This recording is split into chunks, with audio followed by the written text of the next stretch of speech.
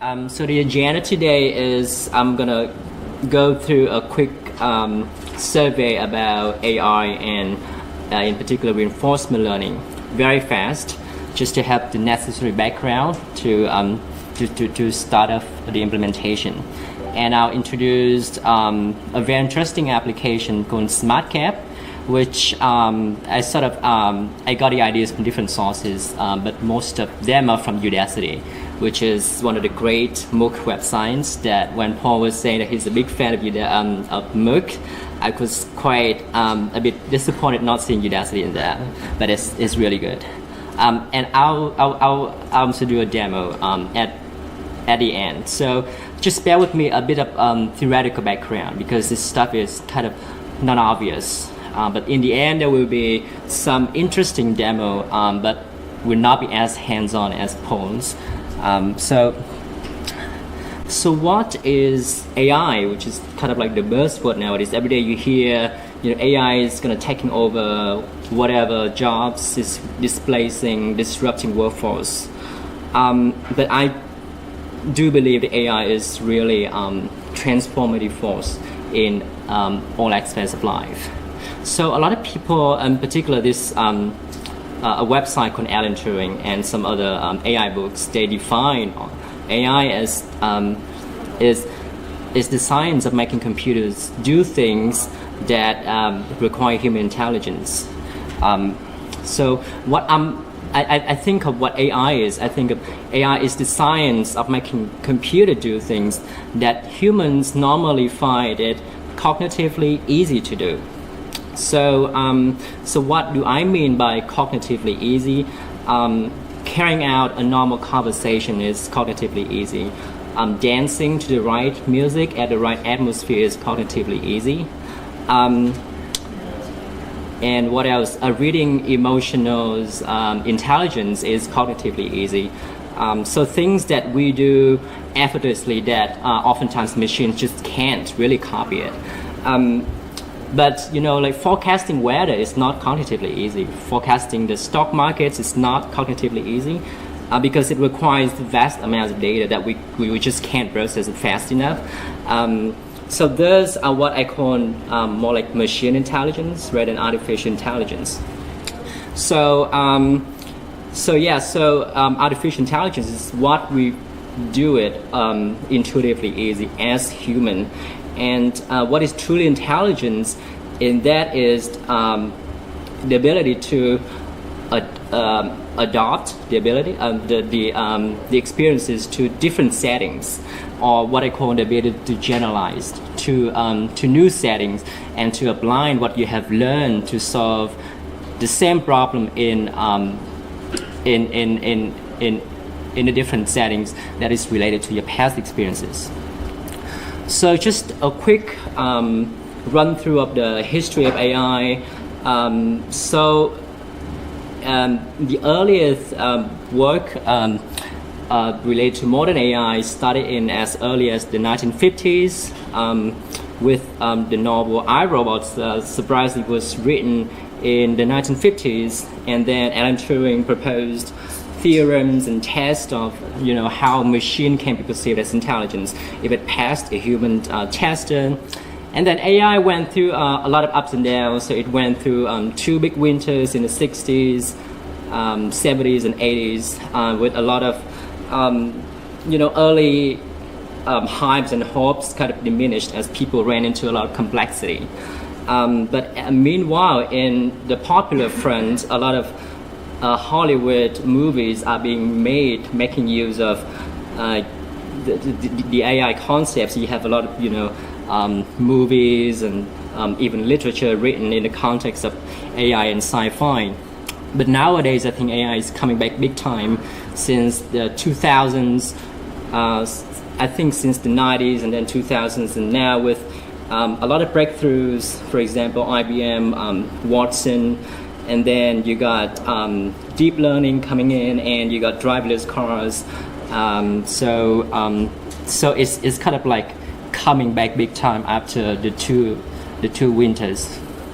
So recent breakthroughs have generated a lot of buzz, including deep learning, the ability to model human cognitive processes as a very complex multi-level neural networks that often leverage on very advanced GPUs and computational powers. And the idea of using deep neural networks coupled with reinforcement learning has generated a very powerful framework or methodology called deep reinforcement learning, which is the open secret underpinning AlphaGo's. So it's basically coupling reinforcement learning and deep learning as function approximation, and it could be very, very powerful. And also driverless cars is one of the applications of deep reinforcement learning. So I just a primer on reinforcement learning. So the main ideas of reinforcement learning actually originate in the field of behaviorist psychology, in which people posit that behavior is a result of cycles of stimuli and responses, and all behaviors are the products of interactions with the environments. So when computer scientists adopt these ideas, they were trying to model the behaviors and knowledge representation of a rational agent. By rational, I mean an agent. An agent is any intelligent decision maker. Okay, so an agent makes the decision that maximizes its utility.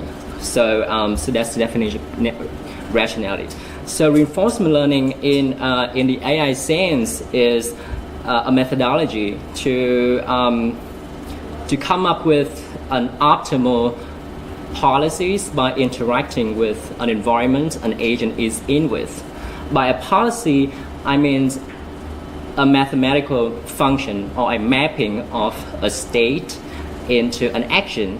For example, if you have a pet at home, a cat or a dog, and you wanted to develop certain stimulus, you would certain response, you would give certain stimulus like some treat, some food that it likes, and demonstrate certain action, and ask it to do that.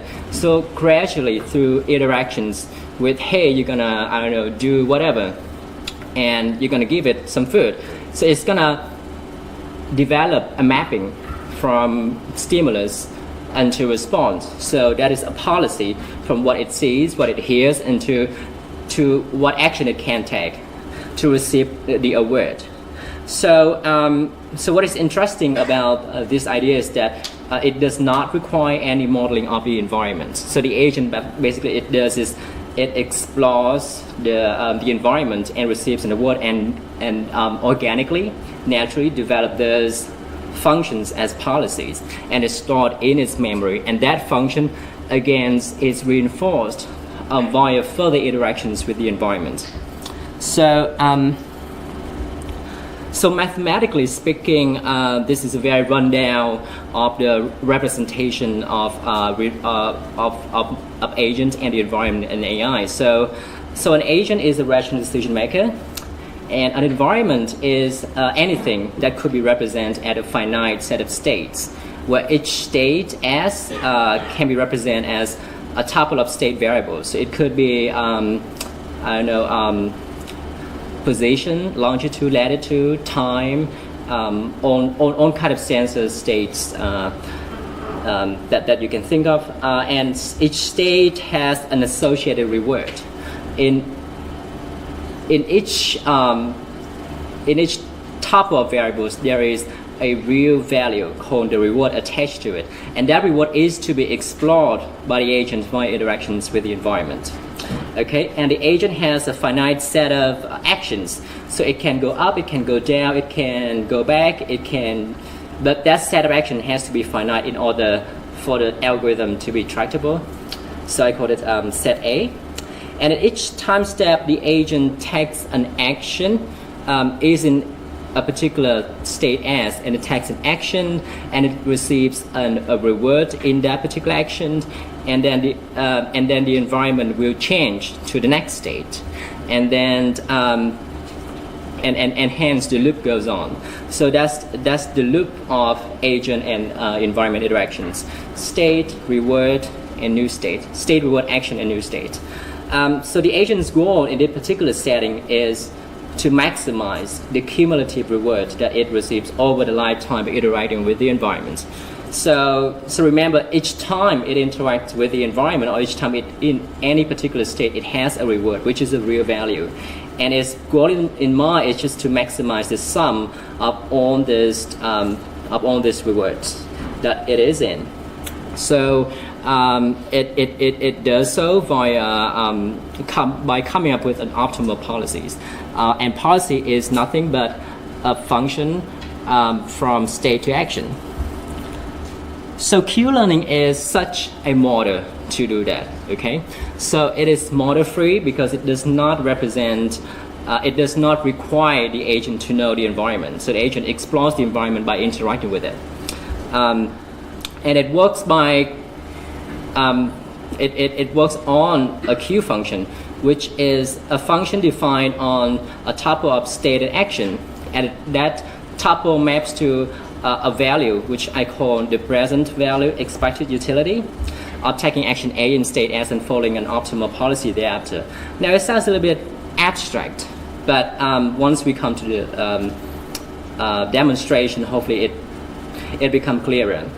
But in a nutshell, it represents the expected utility in the long run of being that state and taking that particular action.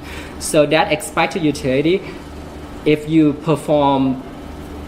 interact with the environment long enough, it's going to stabilize and converges to a certain number. So that's why it is a model-free exploratory framework to do learning by interacting with the environment. So how do you interact with the environment? You do that via action selection algorithm, and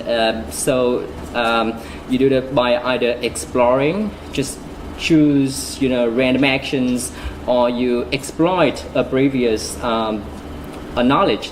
Say you have the in this particular state this action is best, so you just do that action over and over again. But the best way is to balance the probability of doing random things in this state or doing an action that it has worked in the past.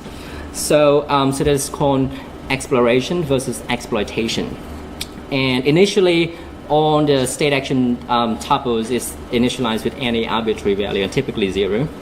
And as we'll see later, initialization plays a very important role in the success of Q-learning. So to make it more concrete, I have I got this application, which actually is not all of my credits, but it's taken from courses on Udacity, courses on machine learning, AI, and game development. Okay, so this application, think about a not so distant future where you have driverless cars roaming the streets that carries people from one place to another, and of course driverless car has to learn by itself how to drive and how to transport people from point A to point B, and it does so by trial and error, and this application uses Q-learning to teach driverless cars to design self-driving behaviors via trial and error. And all the source code is in this particular GitHub repo, which I'll try to publicize it later. But I'll also walk through a bit of source code later. So the environment here is a CRED, an 8x6 CRED network, and hence it has 48 intersections. And each intersection there is a traffic light that has random states, either north-south or east-west. Okay, so those two states represent the green and the red light status, and if you look at this, this is what I call the Smartcab. Okay, so the red car is a Smartcab. So its purpose is to drive on the streets by following traffic rules, and it has an OD pair, so it has an origin which is randomly generated at each trial, and it also has destination. This is destination, also randomly generated at each trial.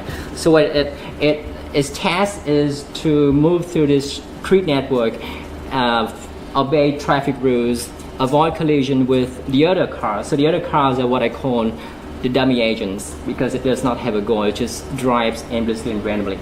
And it wants to reach the destination in time. So time is, so a given OD pair I just came up with, time is basically 5, which is a constant, times the Manhattan distance between the OD pair. So Manhattan distance is a number of blocks, the shortest path on the grid that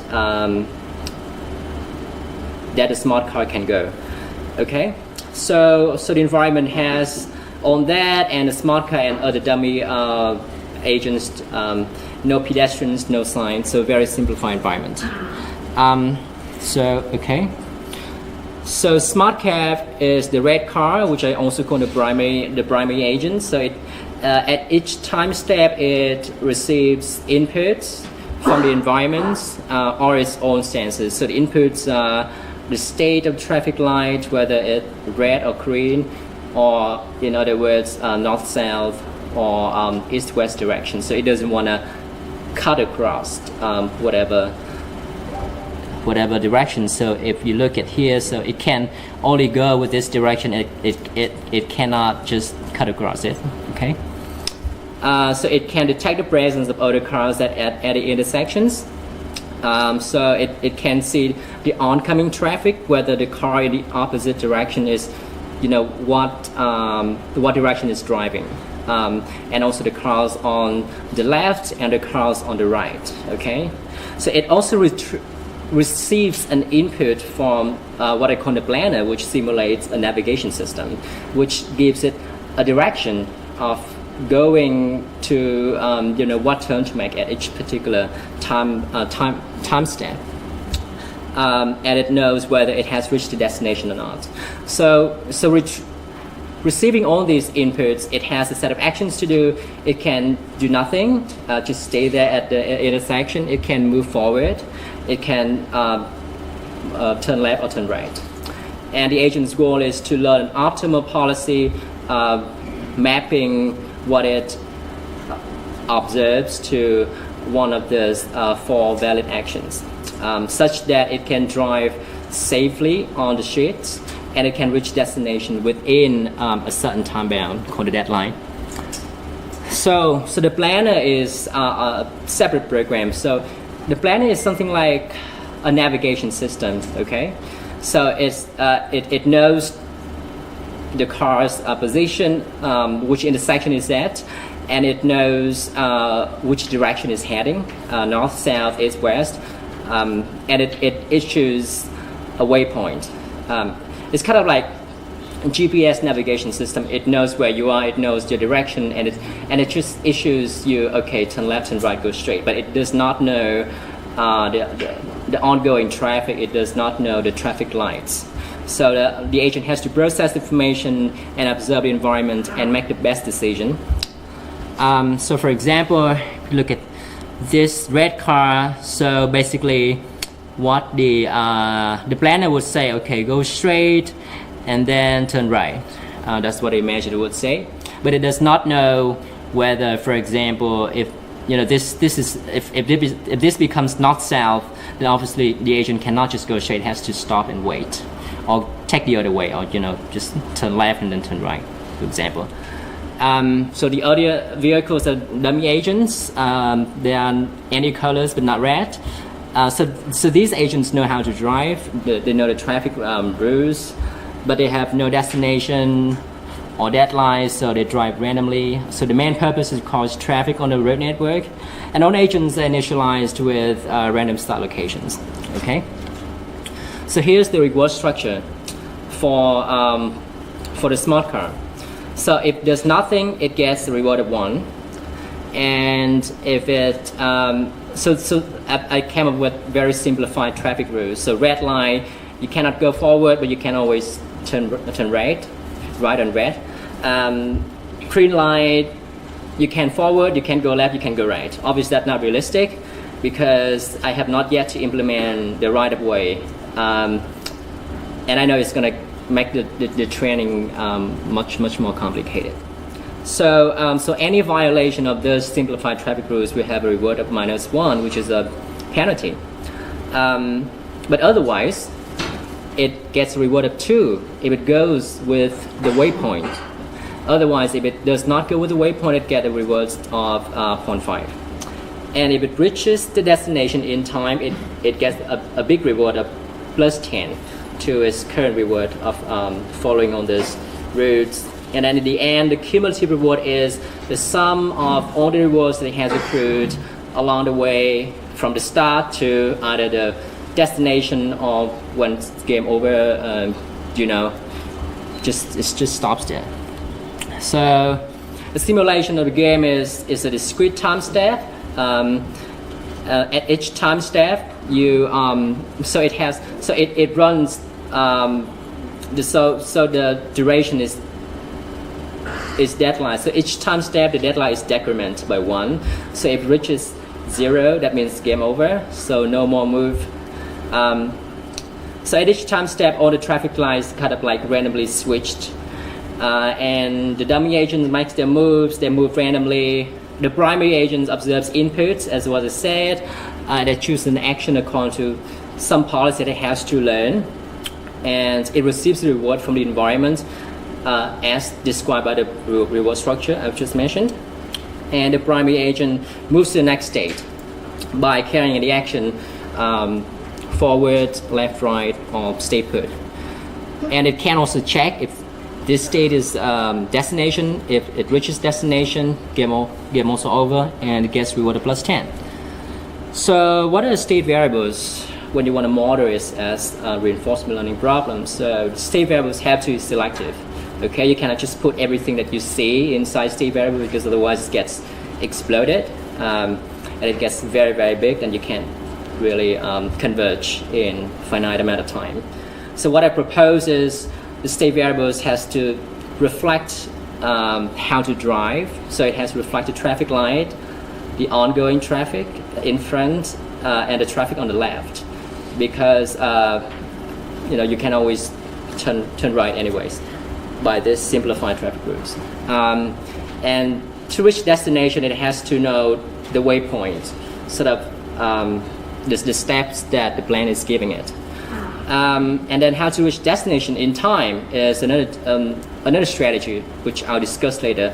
But initially, I just put some discretized timeline into the state representation, but it gets the state space is so big and it runs on for a long time, so I just decided not to take it to that. So in the end, the state space is just these 4 variables, and then you have a space of 2 by 4 by 4 by 4, so 128 states. Okay, so imagine these are the states.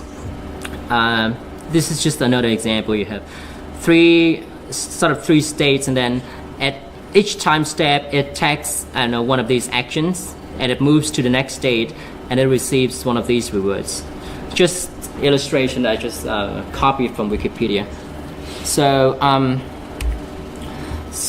there are a set of parameters that you can tune in this Q-learning algorithm, and to tell you the truth is, so this is also one of the black magics when you come to machine learning, in particular reinforcement learning, how to tune these parameters so that the algorithm converges in time and it just learns fast enough. So you got gamma discount factor for the reward. So as I said before, the reward can, the agent can treat all the rewards, and this time step the same as the rewards in the next 10 time steps, or it cannot discount the future rewards.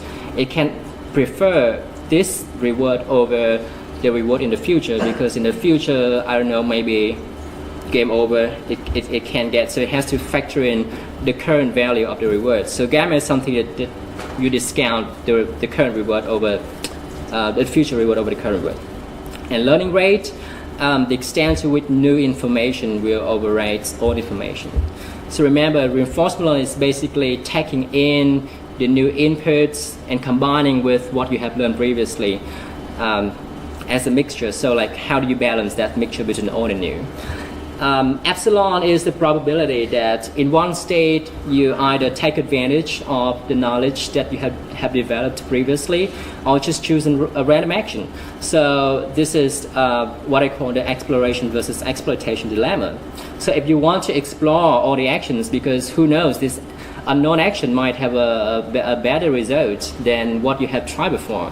So there's a probability that maybe you choose a random action, or you just choose whatever action that has worked for you before. And initialization is also something that, so initially, if you start with ground zero, you initialize to all the state action pairs to 0. But if you have a right initial value, it can converge significantly faster. So, okay, so Q-learning algorithm. So this is the only math in the slides. Okay, so this is what Q-learning algorithm is. So as I said, every time step you got inputs, you make decision, you choose an action, and you observe rewards and you to the next state, and this is what you update. So you have an initial Q table, S by A, and then you fill them all with zeros, and then you observe rewards, and then you just update it according to this particular update rule, and then all these parameters you just plug in here. So epsilon grid is you choose the action, and alpha, so this is balancing, what I say between balancing between the old, this is the old and the new, okay? And this is how much you discount. This represents the future reward. How much you discount the future reward. So if gamma is 1, that means you don't discount. But if gamma is less than 1, maybe 0.90, that means you discount the future reward by 90% as opposed to the current reward. And then once you receive the new environment from the new state from the environment, you just update it and you forward to the next time step. As simple as that. So why does it work? It might seem unintuitively, but it has been proven mathematically to be equivalent to the Bellman equation, which is the foundation for reinforcement learning. So, just a side note, there are other algorithms for solving reinforcement. There are Markov decision processes, there are salsa algorithms, and all of them converge to the Bellman optimality condition. So another implementation strategies that I have found to be very helpful is to initialize. So once you so at each trial, so a trial is a run of the game when the agent is initialized at some random value, and then it goes explore the world and it reaches the destination in time or not. So at each trial, if the trial is a success, that means the agent reaches the destination in time. I would save all the Q values that the agent has learned into a CSV file. And then the next trial, only the successful trials will have its Q values saved as a Q table. And then the next trial, I'm gonna initialize the Q value. Instead of starting with ground zero, which is not halfway at all, I'm gonna just read back whatever I have done successful, and I'm gonna average out all the previous successful trials, and I'm gonna initialize my Q value with those successful trials that I have tried in the past. And this strategy has turned out to be significantly boosted performance. So, okay, so that's just time for some demo. So first I want to show. Okay. So first I want to show. So history. Okay.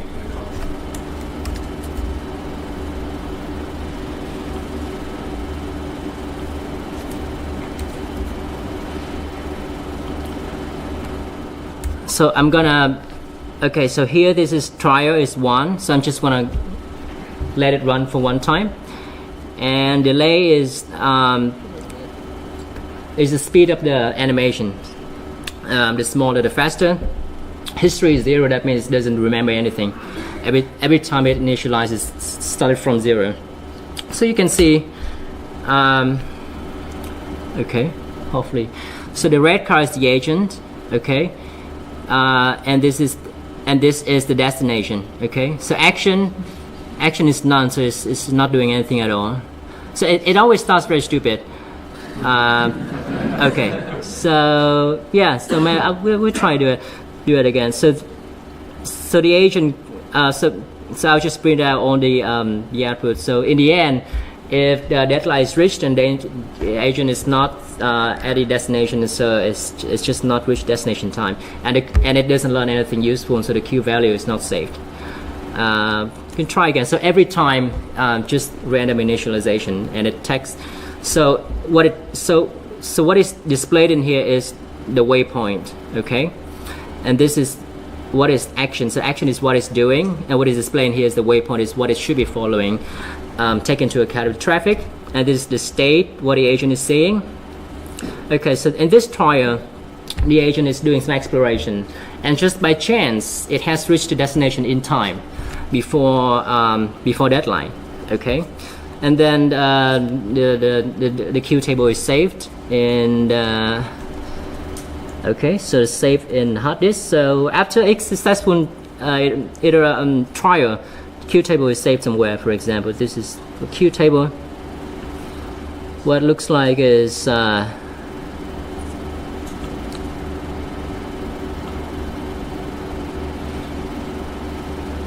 numbers.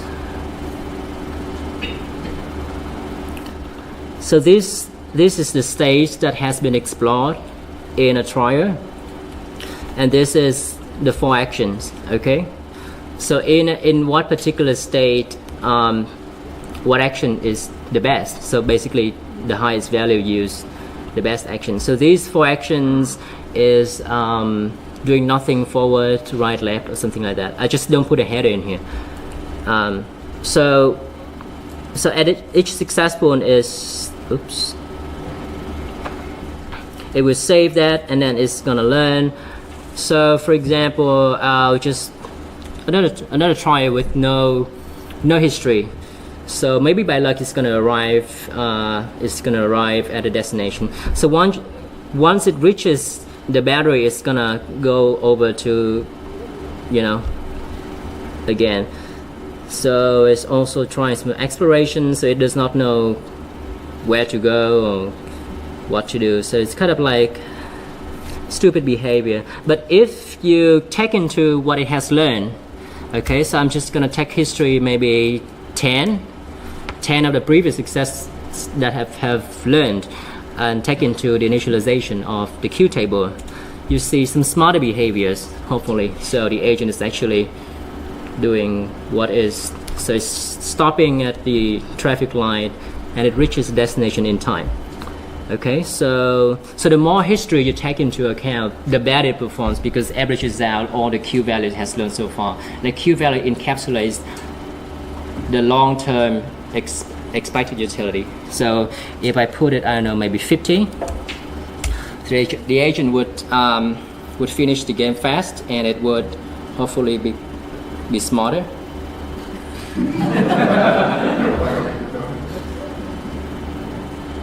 Okay, so it has reached destination in time.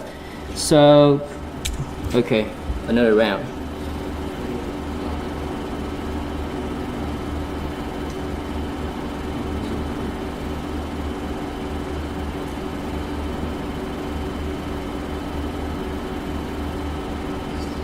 Okay, so this is